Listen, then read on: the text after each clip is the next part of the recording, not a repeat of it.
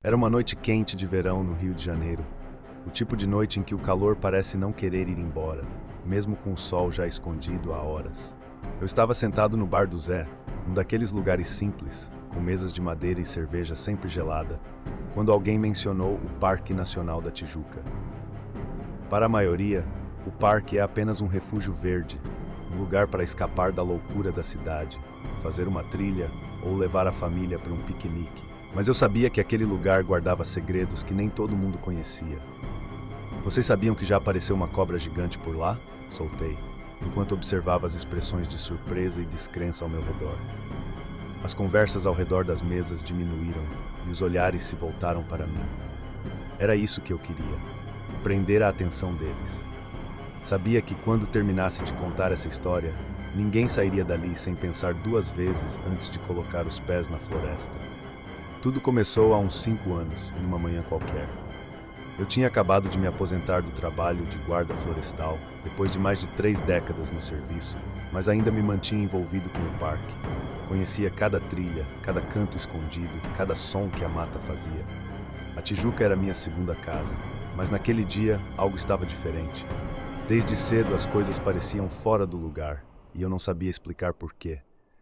Foi então que começaram os primeiros relatos. Moradores das redondezas e visitantes do parque estavam falando sobre cachorros que desapareciam misteriosamente um atrás do outro.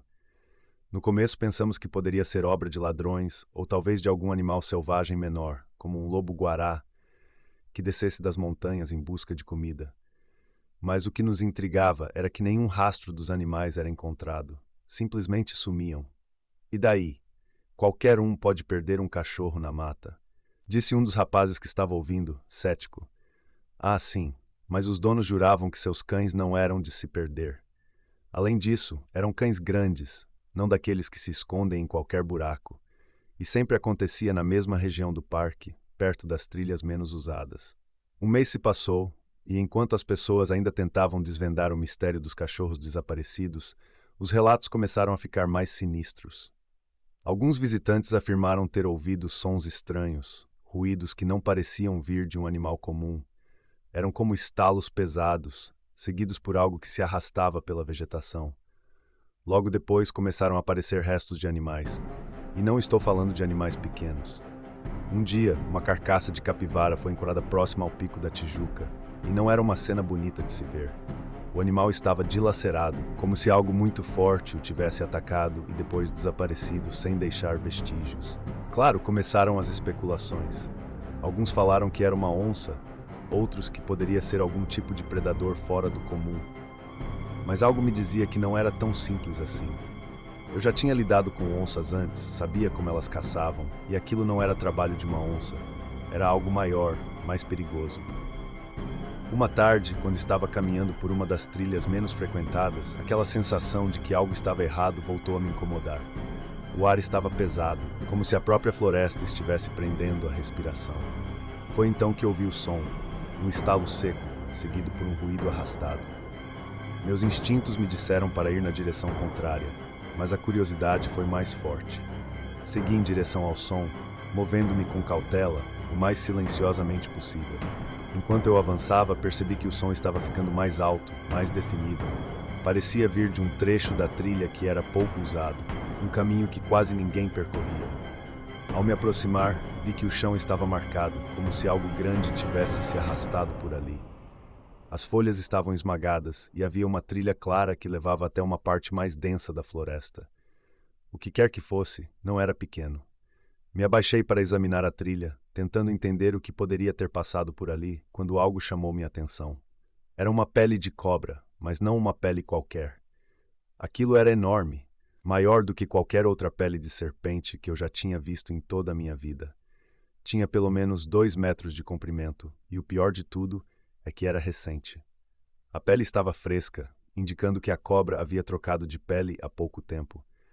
Agora, não sei se vocês sabem, mas cobras trocam de pele quando estão crescendo. E se aquela pele fosse um indicativo, aquela serpente era muito maior do que a pele que deixou para trás. O coração começou a bater mais forte e uma sensação de pavor tomou conta de mim. Eu sabia que estava lidando com algo que não deveria estar ali. Uma cobra daquele tamanho não era normal na região. Na verdade, eu não conhecia nenhuma espécie nativa do Brasil que pudesse atingir aquele comprimento. E se ela estava ali no Parque Nacional da Tijuca, isso significava que alguém a trouxe para cá, talvez de outro lugar, talvez como um animal de estimação que fugiu ou foi abandonado.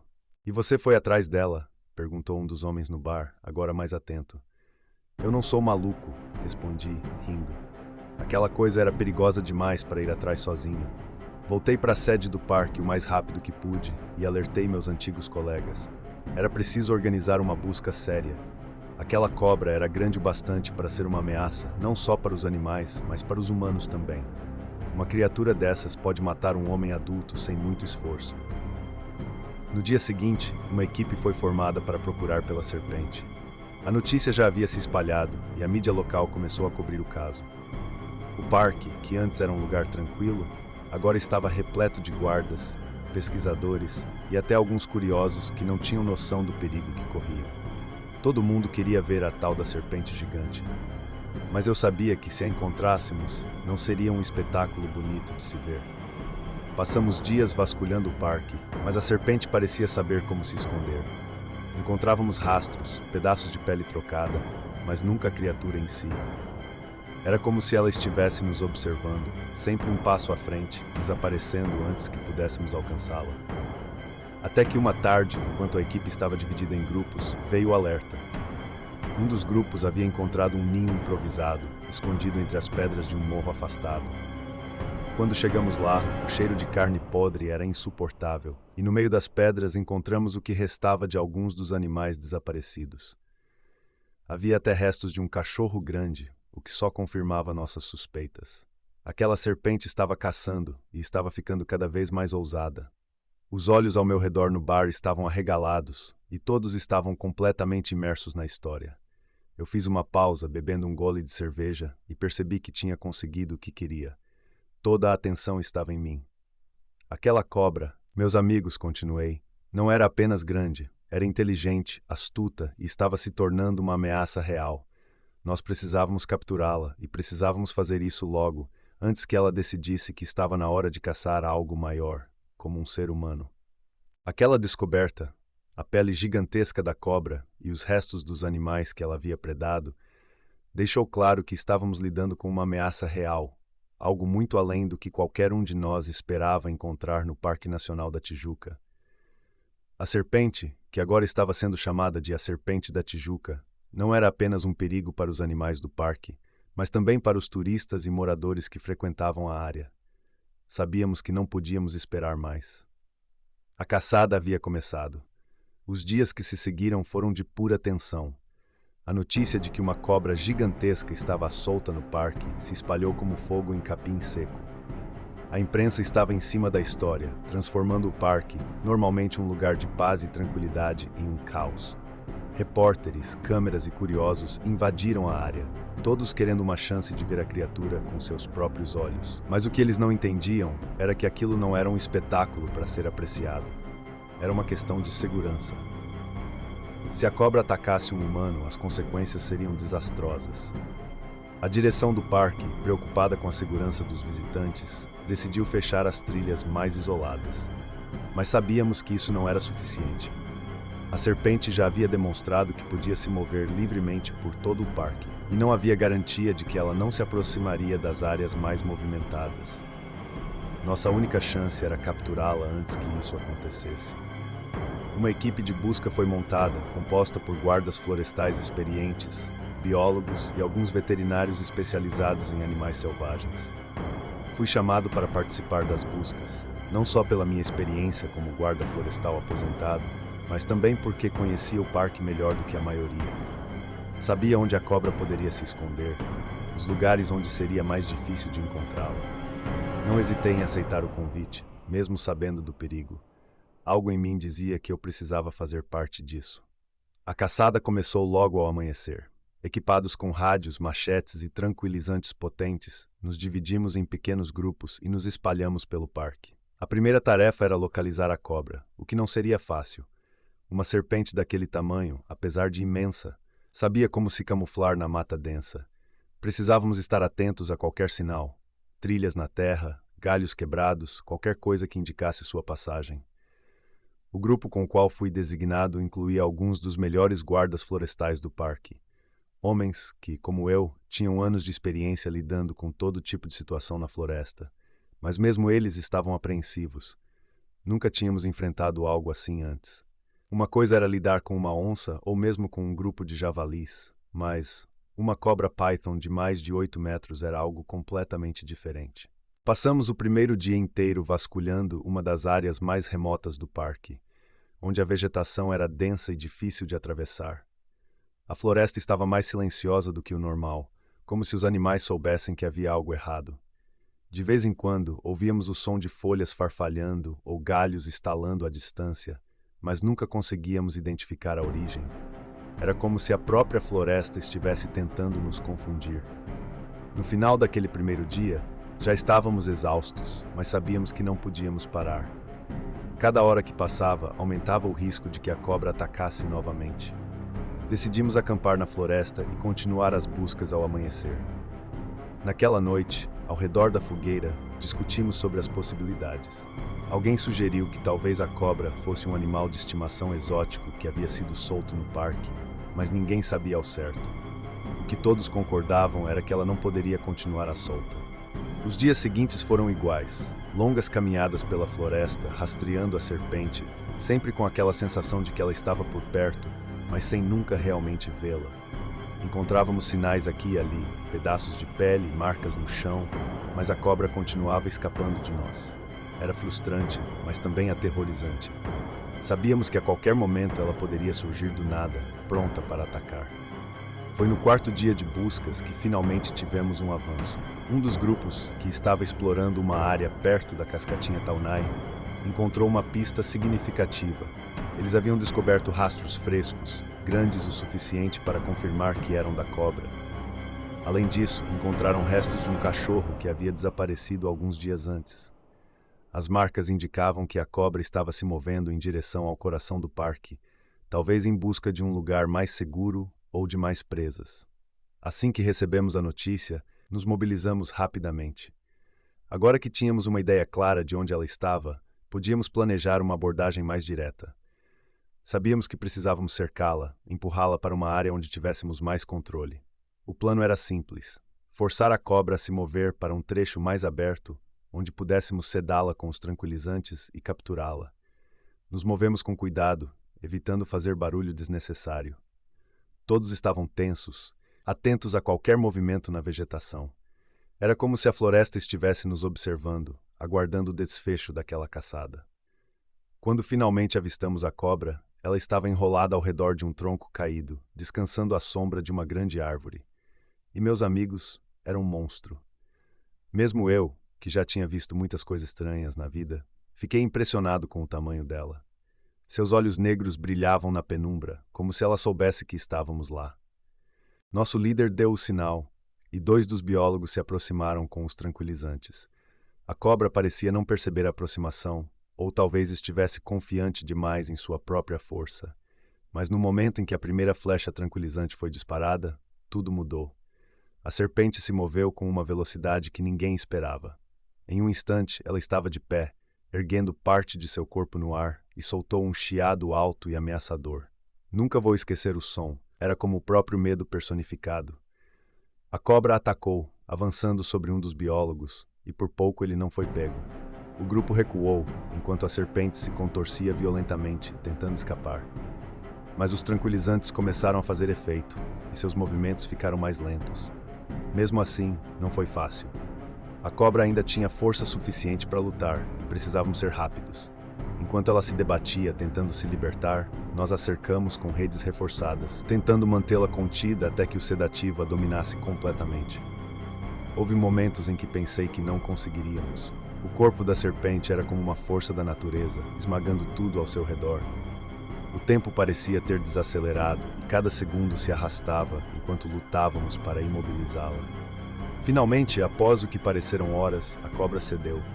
Seus movimentos diminuíram até que finalmente ela ficou imóvel, respirando pesadamente. Conseguimos sedá-la, mas o custo foi alto. Um dos biólogos havia sido ferido na perna, e todos estávamos exaustos, tanto física quanto mentalmente. Mas havíamos conseguido. A serpente da Tijuca estava capturada. Enquanto arrumávamos o equipamento e nos preparávamos para transportar a cobra para fora da floresta, não pude deixar de sentir uma mistura de alívio e tristeza. A criatura, apesar de aterrorizante, era também impressionante. Sabíamos que, apesar de tudo, ela não pertencia àquela floresta. Mas também sabíamos que era necessário tirá-la de lá para a segurança de todos. Levamos horas para transportar a cobra para o centro do parque, onde uma equipe especializada aguardava para levá-la ao zoológico da cidade. Enquanto a serpente era colocada em uma grande jaula reforçada, olhei para ela uma última vez. Seus olhos, ainda parcialmente abertos, pareciam me encarar, como se soubesse que no fundo eu a respeitava. Era o fim da caçada, mas algo dentro de mim sabia que aquela história ficaria marcada para sempre. No caminho de volta ao bar do Zé após a captura, não conseguia parar de pensar em como tudo aquilo havia começado, em como uma simples trilha na floresta havia se transformado em um pesadelo. Agora eu estava ali, contando essa história, vendo as expressões de espanto nos rostos ao meu redor. Eles queriam saber como tudo terminou, mas sabiam que havia mais do que apenas a captura. E o que aconteceu depois? Um dos ouvintes perguntou, quebrando o silêncio. Bom, depois que capturamos a serpente, a levamos para o zoológico, respondi, deixando a voz cair um pouco para aumentar o suspense. Mas isso, meus amigos, é outra parte da história. A captura da serpente se tornara uma verdadeira obsessão para todos nós envolvidos na busca. A tensão estava sempre no ar, e a ansiedade de encontrar a cobra antes que ela pudesse causar mais estragos nos mantinha em alerta constante. Apesar de todos os nossos esforços, a serpente continuava escapando, como se tivesse o dom de desaparecer na densa floresta do Parque Nacional da Tijuca. Mas no fundo, sabíamos que era apenas uma questão de tempo até que o confronto final acontecesse. O parque, que antes era um santuário de paz, agora parecia uma armadilha perigosa, cheia de perigos ocultos. Os sons da floresta, que sempre foram familiares para mim, agora pareciam carregados de um significado mais sombrio. Cada estalo de galho, cada movimento na vegetação, fazia meu coração bater mais rápido. Nós sabíamos que a cobra estava lá fora, em algum lugar, nos observando, esperando o momento certo para atacar. Naquele terceiro dia de buscas intensas, estávamos todos exaustos, mas a determinação era mais forte do que nunca. A manhã começou como todas as outras, com o sol se erguendo lentamente sobre as copas das árvores, banhando o parque em uma luz dourada. Mas ao contrário dos dias anteriores, havia uma sensação de expectativa no ar, como se todos soubessem que algo importante estava prestes a acontecer. Nos dividimos em grupos menores, como de costume, e comecei a liderar meu grupo em direção a uma área que ainda não havíamos explorado completamente. Era um trecho mais afastado do parque, conhecido por ser difícil de acessar, com vegetação densa e terrenos acidentados. Não era um lugar onde turistas, ou até mesmo os guardas florestais passavam com frequência, o que fazia dele o esconderijo perfeito para uma criatura tão astuta quanto a nossa serpente. Enquanto avançávamos pela floresta, cada um de nós estava concentrado em procurar sinais da cobra, pegadas, pele trocada ou qualquer coisa que indicasse sua presença. O silêncio entre nós era quase absoluto, quebrado apenas pelo som de nossos passos nas folhas secas e pelo canto distante dos pássaros. Todos nós sabíamos que aquele poderia ser o dia decisivo. Por volta do meio-dia, quando o sol estava diretamente acima de nós, recebemos uma mensagem pelo rádio. Um dos outros grupos havia encontrado rastros recentes da serpente, não muito longe de onde estávamos. Eles estavam seguindo as marcas no chão e precisavam de reforços. Sem hesitar, mudamos de direção e começamos a nos mover rapidamente na direção indicada. O calor era sufocante e o suor escorria pelo meu rosto, mas eu mal sentia o desconforto. Tudo o que importava era encontrar a cobra antes que ela tivesse a chance de desaparecer novamente. Quando chegamos ao local onde o outro grupo estava, percebemos que eles tinham encontrado algo significativo. O líder do grupo, um homem chamado Marcos, acenou para nós enquanto examinava o chão. Havia uma trilha clara, onde a vegetação estava esmagada e a terra revolvida. As marcas eram inconfundíveis. Algo grande e pesado havia passado por ali recentemente. Ela não pode estar longe, disse Marcos, com a voz tensa. Essas marcas são frescas. Se nos apressarmos, podemos pegá-la de surpresa. Com essa nova determinação, seguimos a trilha, movendo-nos o mais rápido possível sem fazer muito barulho. O caminho era difícil, com a vegetação densa tornando a passagem lenta e complicada. Mas todos estávamos focados, cada um de nós sabendo que aquela poderia ser nossa única chance de capturar a serpente. Conforme nos aproximávamos de uma área mais aberta, a tensão entre nós era palpável. Eu podia sentir o peso da responsabilidade em meus ombros, o medo de que algo desse errado, de que a cobra pudesse escapar novamente, ou pior, atacar um de nós. Mas também havia uma estranha excitação, uma adrenalina que nos impulsionava para frente. Finalmente, a trilha nos levou a um pequeno vale, cercado por árvores altas e com um riacho correndo ao centro. A vegetação ao redor era densa, mas havia uma clareira aberta onde a cobra poderia estar se escondendo. Todos paramos por um momento, avaliando o terreno, antes de avançarmos com cuidado. Foi então que a vimos. A cobra estava lá, enrolada em uma posição defensiva, parcialmente escondida entre as raízes de uma árvore gigantesca. Mesmo à distância, dava para perceber seu tamanho impressionante, mais de 8 metros de comprimento, com um corpo grosso como o tronco de uma árvore. Suas escamas brilhavam à luz do sol, um padrão irregular que a camuflava quase perfeitamente entre as sombras e a vegetação. Seus olhos escuros e brilhantes nos observavam, analisando cada movimento nosso. O primeiro instinto de todos foi congelar no lugar. Havia algo de profundamente primal em ver uma criatura tão grande e perigosa em seu habitat natural. Mas sabíamos que não podíamos hesitar. Aquela era a nossa chance e tínhamos que agir rápido. Marcos foi o primeiro a se mover, levantando a arma tranquilizante com precisão. Ele apontou com cuidado, mirando no ponto exato onde o tranquilizante teria o efeito mais rápido. Todos nós estávamos em silêncio absoluto, esperando pelo momento em que ele puxaria o gatilho. Mas a serpente não estava disposta a esperar. Antes que Marcos pudesse disparar, a cobra se desenrolou com uma velocidade inacreditável. Em um instante ela se levantou, ergueu a cabeça e começou a avançar em nossa direção. O som de seu corpo se movendo pelo chão era ensurdecedor, um ruído baixo e ameaçador que fez o sangue gelar em minhas veias. "Dispara agora!" gritei, mas já era tarde demais. Marcos conseguiu disparar o tranquilizante, mas a serpente se moveu no último segundo, fazendo com que o dardo acertasse sua cauda em vez do corpo. Isso só a enfureceu ainda mais. A cobra atacou com uma força que ninguém esperava, avançando sobre nós com uma ferocidade animal. O grupo se espalhou rapidamente, tentando evitar as investidas da cobra. Ela era rápida e ágil, muito mais do que qualquer um de nós poderia imaginar. Cada movimento que fazia era calculado, cada ataque era preciso. A sensação de medo tomou conta de mim, mas eu sabia que não podia me dar ao luxo de congelar. Eu me movi para o lado, tentando circundar a cobra, enquanto Marcos e os outros continuavam a tentar acertá-la com mais dardos tranquilizantes. Mas a serpente parecia sempre estar um passo à frente, desviando dos disparos, atacando qualquer um que se aproximasse demais. Em um momento de pânico, vi um dos guardas ser derrubado por um golpe da cauda, sendo arremessado contra uma árvore. Ele ficou desacordado, e outros membros do grupo correram para ajudá-lo. Foi então que percebi que a cobra estava me observando. Seus olhos se fixaram em mim, e senti um calafrio percorrer minha espinha. Eu sabia que se não agisse rápido, poderia ser a próxima vítima. Tomei uma decisão impulsiva. Com uma faca em mãos, me aproximei da serpente pelo lado, tentando atrair sua atenção para longe dos outros. Eu sabia que não tinha chance de derrotá-la em combate direto, mas precisava distraí-la tempo suficiente para que os tranquilizantes fizessem efeito. A cobra se virou para mim e naquele momento vi seu corpo tenso, pronto para atacar. O tempo pareceu desacelerar enquanto eu esperava pelo golpe, e então ela investiu. Por um segundo, pensei que aquele seria meu fim. Mas antes que a cobra pudesse me alcançar, ouvi o som de mais disparos. Os tranquilizantes a atingiram em cheio, desta vez no corpo, e senti um alívio esmagador ao ver que finalmente estávamos fazendo progresso. A cobra ainda tentou resistir, mas seus movimentos começaram a ficar mais lentos, menos coordenados. Ela se contorcia violentamente, mas a força do sedativo finalmente começou a dominá-la.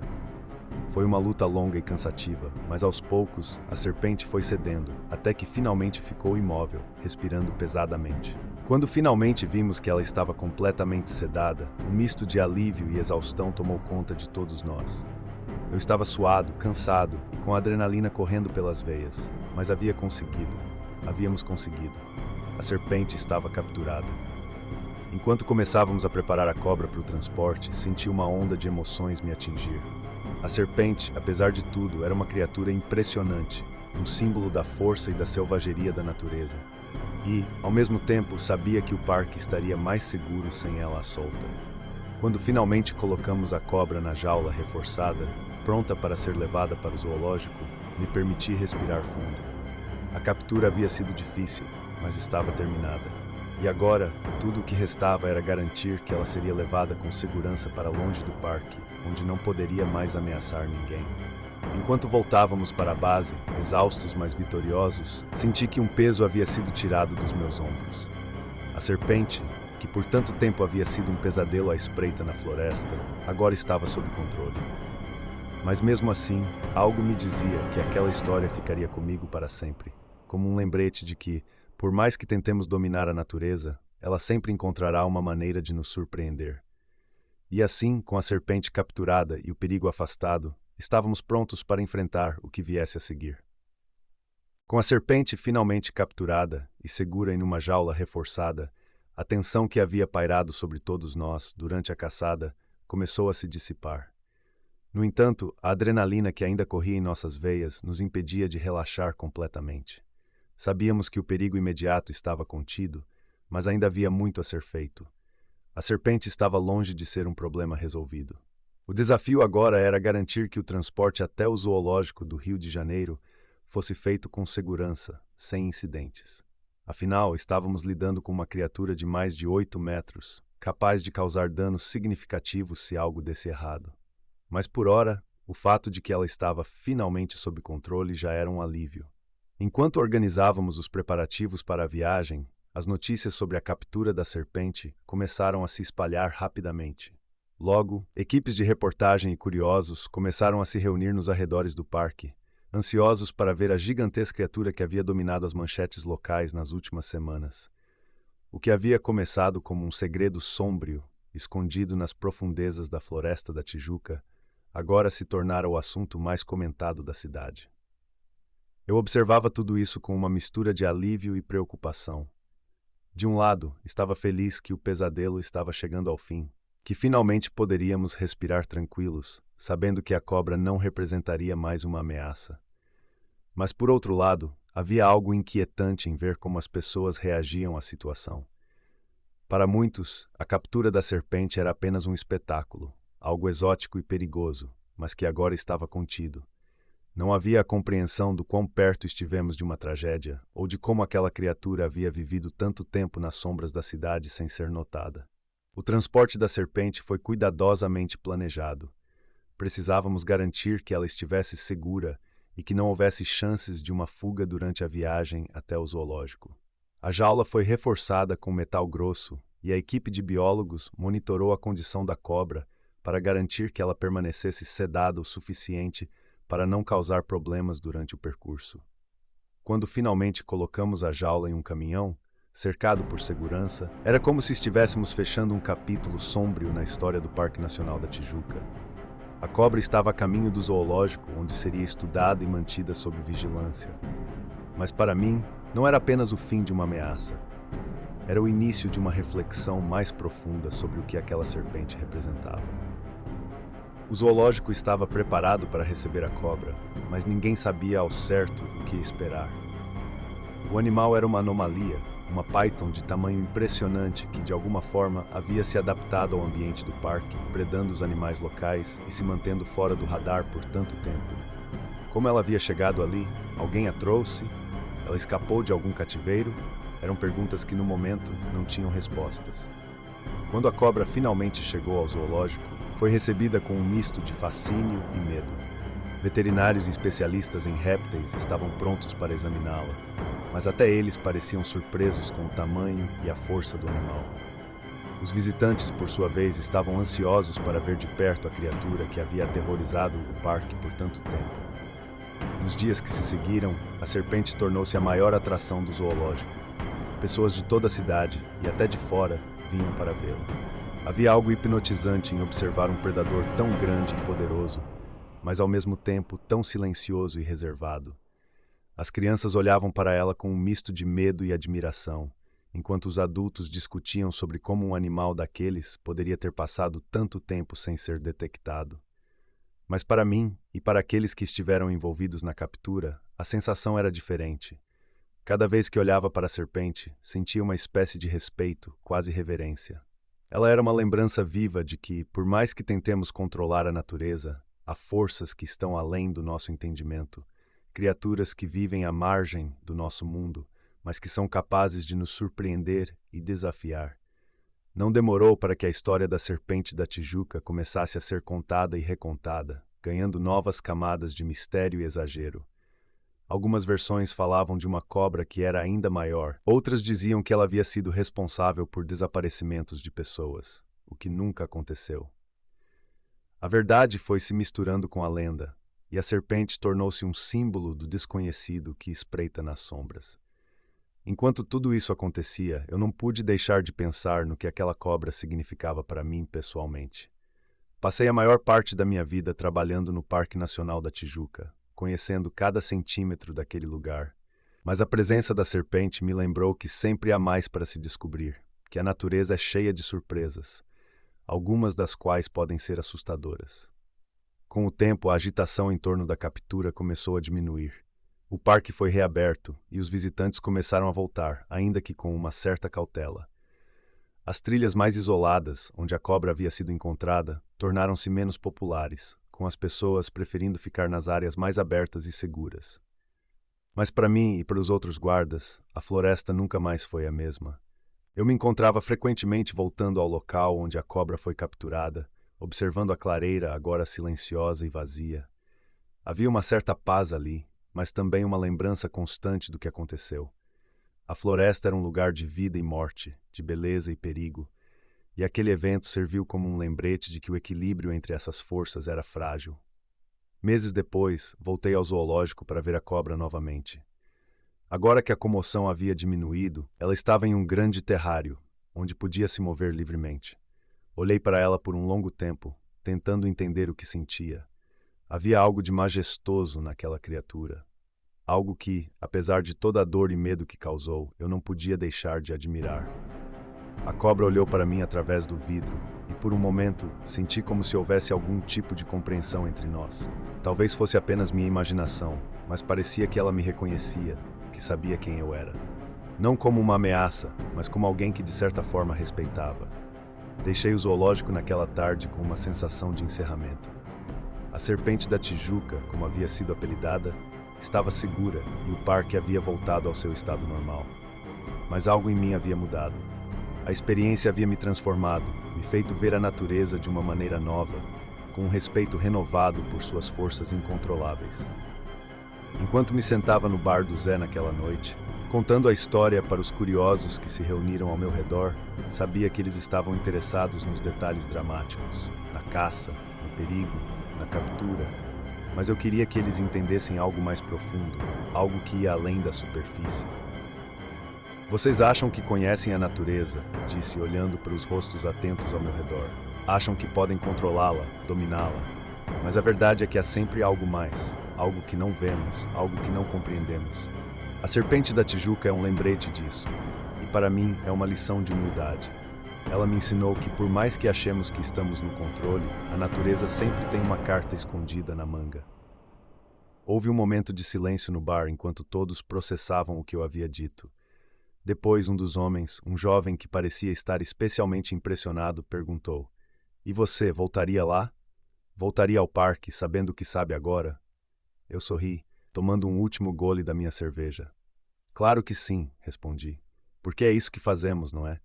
Continuamos explorando, continuamos aprendendo, e sempre com um pouco mais de respeito pelo que não podemos ver." E com isso, a história terminou. Mas eu sabia que para mim, ela nunca realmente terminaria. A floresta, com todos os seus mistérios e perigos, sempre faria parte de mim. E a Serpente da Tijuca, com seus olhos brilhantes e corpo poderoso, viveria para sempre em minha memória, como um lembrete do que significa realmente enfrentar o desconhecido.